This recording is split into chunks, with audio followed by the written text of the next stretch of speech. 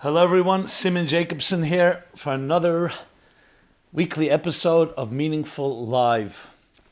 This is our special Bible series, taking biblical events, personalities, characters, narratives, and applying it to our personal lives. It is, after all, the Bible, the best-selling book in all of history. It's timeless and classic stories. So to glean from it psychological, emotional, and spiritual lessons is really I would call it a treat, but it's far deeper than that. Something really profound, also connects us with generations past. So today, my friends, let's speak about something that affects us 24/7, how we live our daily lives. So we're titling this, Build for Me a Home. Creating space for the transcendent in your mundane life. This program is dedicated by Robin Blumenthal in loving memory of Anit Leah Bas Yaakov Berger. Okay, so here we go. No business can function without a mission statement. We know that. The shortest mission statement ever written. What do you think it is? How many words? Well, in the Bible there is one. It's in this week's Bible chapter, Torah chapter. It's 2 words. I shall dwell among you. The full sentence, the full verse goes like this. Build for me a home, and I will dwell among you. Why is this so critical? Because in essence, it gives us the purpose of life stated in brief but extremely powerful terms. And that is, why are we here?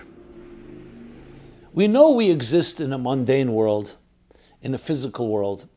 We have many needs, from the most basic food, drink, oxygen, clothing, shelter, friendship, companionship, love, and the list goes on. That we must have for our lives. Then there are many things that we call luxuries, comforts, that may not be necessities, but we enjoy them. And whatever that may be, I'm not getting into the details now. But really, it defines what we do on a daily basis. Is that driven by purpose? Is it a mission-centric life? Not necessarily. I mean, it could be driven by bringing you happiness, maybe expressing your inner talents and skills, actualizing yourself, bringing love and kindness to the world around you. No doubt, all of us in our own way do that to some extent. But frankly, if you think about it, most of us fall into this position by default. It's not like we thought it through.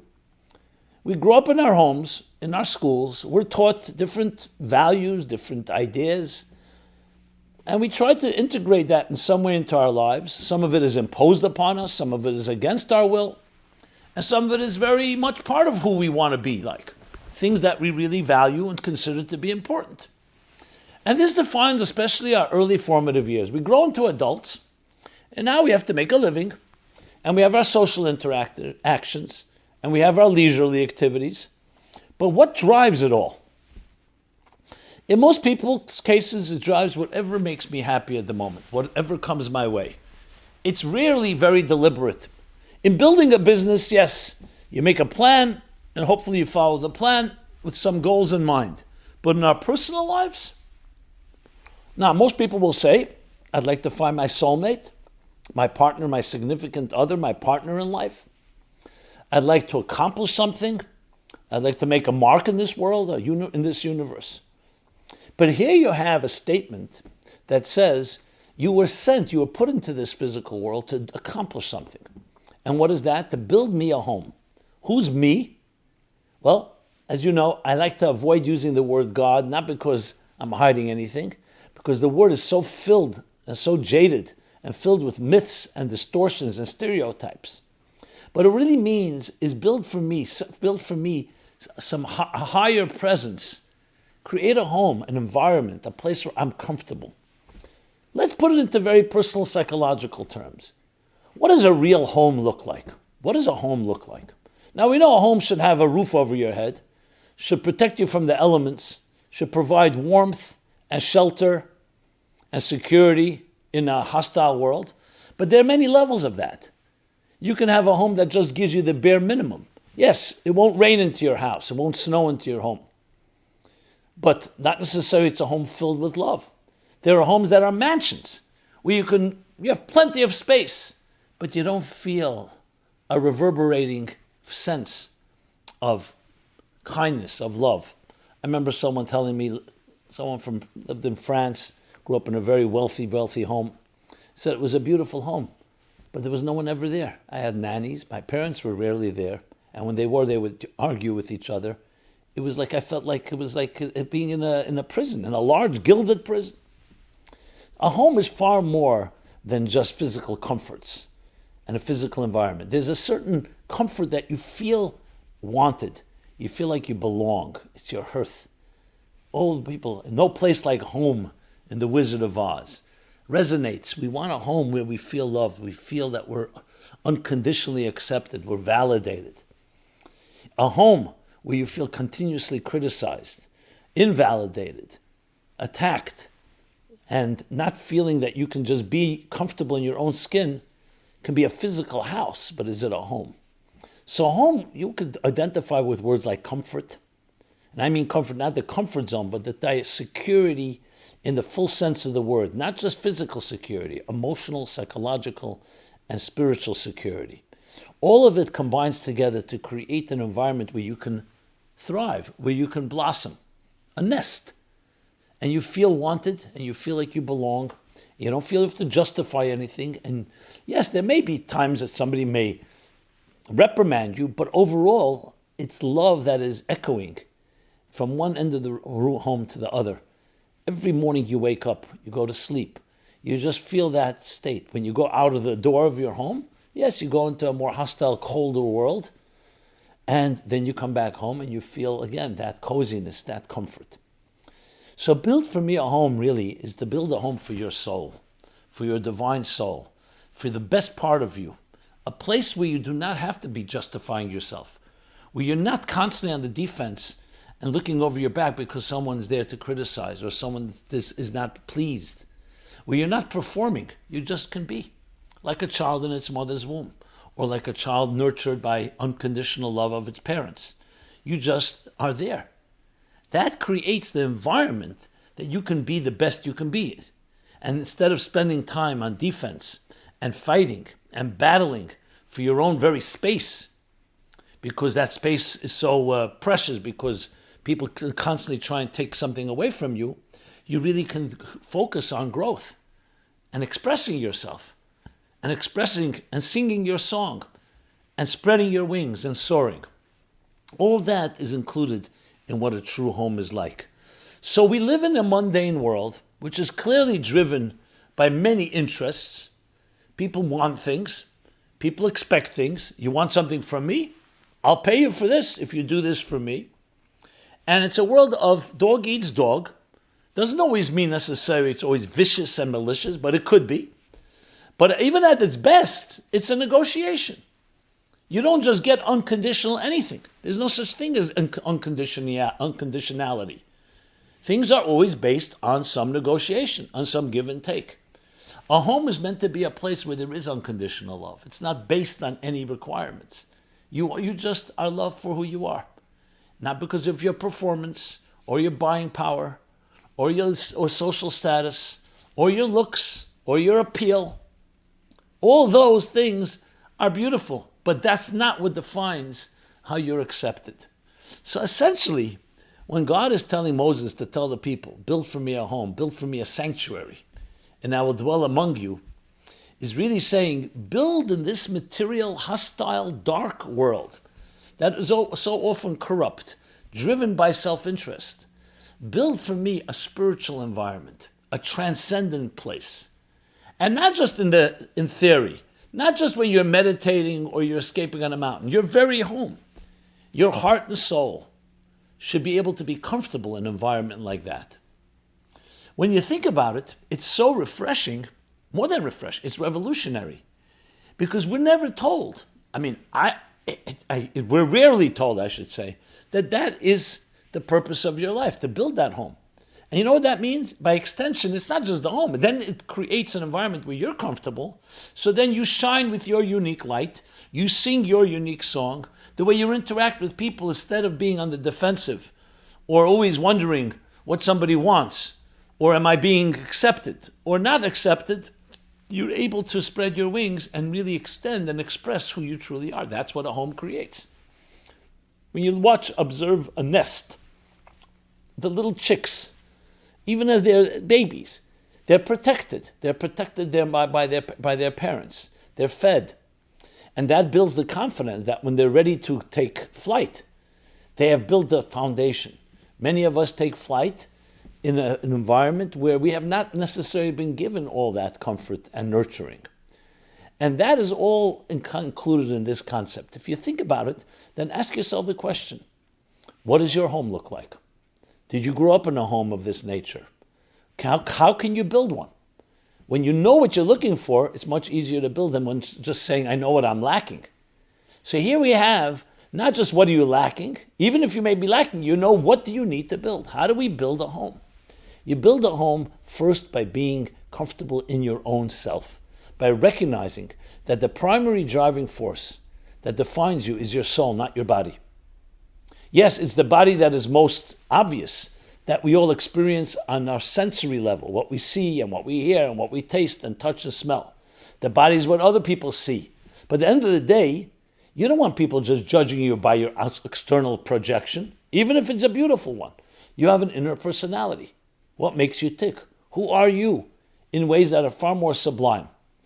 And in this world, we don't just want to have a home for the physicality of our lives. We want to have a home for our spiritual, our psycho-spiritual part of our lives. That our spirituality, our souls, our very personality and our psyches feel comfortable. So many people will say, I'm very comfortable in my home. I have a beautiful home. The heat is up. I can curl up in a warm bed. I have other things that provide for me a certain element of warmth and comfort. But I ask you this question, does your psyche feel comfortable? Is your personality comfortable? Are you accepted? Are you understood? Or are you have those skeletons and those ghosts and the fears and inhibitions and all the different forces that keep us trapped? So you can be physically comfortable but spiritually very uncomfortable.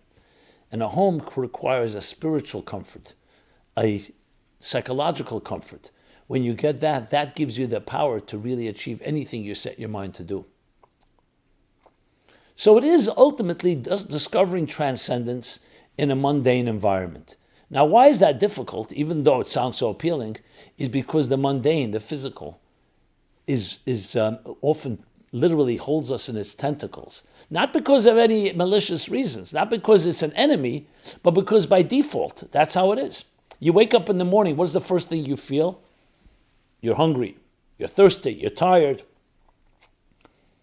Other needs you may have, because the body speaks to us in a language that we easily understand without effort. The soul, on the other hand, speaks in a far more sublime voice. Anxiety actually is a voice of the soul. Bodies are not anxious. Remember, a corpse without a soul, a dead person is not anxious. Sorry for sounding so morbid. So the very fact that you have consciousness means that you are aware. Now that awareness can serve us well. It could also serve us in a way of causing us pain. Existential pain, existential loneliness. Do you feel alone in this world? That means that your soul is not being fed. So you have to learn to discover what is your primary force, and you learn to nourish it. And you nourish it by creating that home. Now you may say, I don't have such an environment. You need to have friends that surround you, that you surround yourself with, that encourage that embrace you in that way. So it begins simple. Who do you surround yourself with? If you're around people who are constantly criticizing you, even if they're family members, trust me, that's not building a home.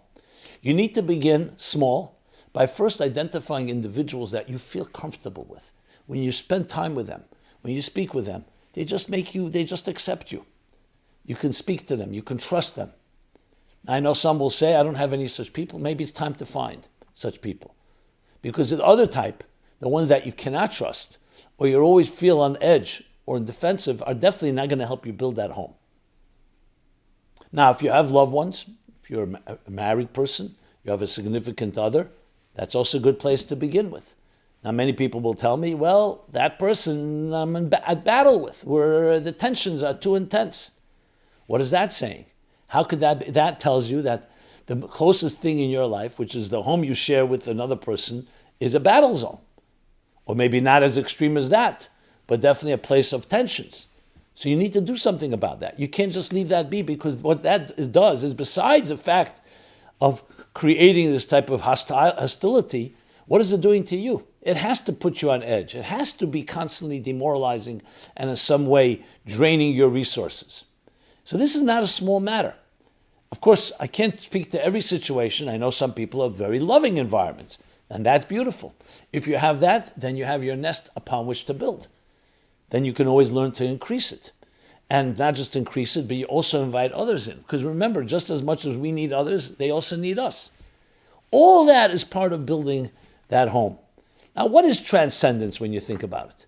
It's like the very word dictates. It's something that transcends the immediate vicissitudes of the tug, of the ebb and flow, and the tug of the twists and turns, and the travails and trials and difficulties of our lives. That's what transcendence is. Some of us experience it through music, through art, through travel. Today, travel may have its own challenges. We experience it sometimes through literature, through love, through romance, through intimacy, through faith. It's critical to realize transcendence is not a luxury. Transcendence is a necessity, because the soul thrives on transcendence. The whole point of building this home is to bring a transcendent force. It's a home for the transcendent, put into other terms. It's a home, building a home for the transcendent in your life. And realizing the transcendent, even though survival perhaps occupies more time. If you sleep 8 hours a night, it's around a third of your life. If it's 7 hours a night, a little less, but it's still pretty dominant. And then when you throw into that eating and drinking and shopping and grooming and all the other things that are there for necessary for survival, where's there room for the transcendent? But the transcendent is the primary force that all this survival is needed. Why are you surviving? Are you working to live, or you live to work?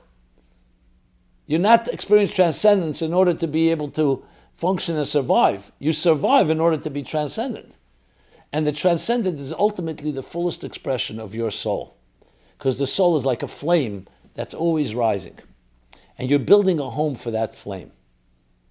So then you think of the physical world, including your own environment, as being essentially a springboard, a means, an environment to create that beautiful home for your own soul, for the transcendent, for the divine, for the sublime. And that's the ultimate meaning. Build for me a sanctuary, build for me a home, and I will dwell among you. Not just in the sanctuary, in you. That's the most important thing of all. You know, when you meet someone that's comfortable in their own skin, you can feel it. There's a certain sense of ease. Some of us don't like it, especially if we ourselves are not in that place. But if you allow yourself to embrace that, allow yourself to value it, to be drawn to it, it can help you learn how to do the same. And ask someone who's like that, what makes you comfortable? Often it could be traced to the way they grew up, and they grew up in a true home. I remember in the early years when I began giving my Wednesday night class, which was the first stone, the first program that really led to so much of what I do today, the Meaningful Life Center. And I remember it was in my home. I had little children, 2 little children, and the class was on Thursday nights in those, before the Wednesday night class. We did it on Thursday night, but then we moved it to Wednesday night. So I remember thinking that the people coming, even though we had these long discussions, these marathon talks and conversations and debates and arguments about everything, about good and evil and spirituality and purpose in life and so on, and comparing different approaches, traditional approaches, non-traditional ones, you name it. I remember thinking about something, that when the people would come to the class, so my children were going to sleep, and I saw that they were visibly touched by just seeing children being tucked in and put to bed. And I remember asking someone, because someone was like watching it, and I said, and he said, you know something? I don't ever remember such an experience. My parents were never home when I went to sleep. Either we put ourselves to sleep, or we had someone, or we had no one. And I realized that sometimes just the things that seem so simple, that seem so innocuous, don't seem very dramatic, can have more impact than everything I said in my class. I really believe that. That when you see that type of comfort, you see that type of unconditional acceptance and just someone being there for another, which is really what the art of healthy parenting is about, and really healthy love, is that you're just allowed to be. A child is being put to bed, and the child grows up knowing that there's someone there for me. These small little things are not so small. They actually are the essence of creating a home. Now, it's never too late. Ask yourself, what can you introduce into your life that has that element? What you can do for another, just making them feel comfortable. And of course, what they can do for you. But it has to be in a way that goes naturally. It can't be based on conditions and based on negotiations. That's all part of the mundane, hostile world. What we need to do is introduce that type of element of love, of total, unconditional acceptance. So that's the new revolution that we need to be creating in a world like ours. I really feel confident that we will get there. I've seen enough of heartbreak and misery, of broken homes, of broken promises, of shattered dreams. And I really feel that we're in a place where there's almost like a backlash. You know, when you hit rock bottom, it starts the boomerang effect. That there is a backlash. People are desperate for this. There's been so much of the other version, the pain, the abandonment, the loneliness, the lack of that type of unconditional love, that there is at times a collective type of exponential pain that causes us to say, enough is enough. I'd like to have that simpler version of just an accepted life. Technology in the modern world is neutral, but it could feed both ways. It could make things far worse, because instead of having relationships, it's just we have another technology. Or if used properly, it can be a tool to bring more warmth and love in this world. So I hope these words were meaningful. They're coming from my heart and hopefully enter the heart. So this is Simon Jacobson, Meaningful Life, and the lessons of building a home in this mundane, in this challenging, dark, and even hostile world. If you enjoyed what I said, please share it with others. And I'd love to hear your feedback, your thoughts, your comments, your suggestions. Simon Jacobson, Meaningful Life Center. Go to meaningfullife.com, where you can find a full schedule of events and programs addressing all types of different issues. Got a lot of feedback of my last Wednesday night class. Did the feminist movement kill feminism? And other topics, some more provocative than others, but addressing the issues that matter so much to our lives to be able to live a truly meaningful life. Everyone be well and be blessed. Thank you so much.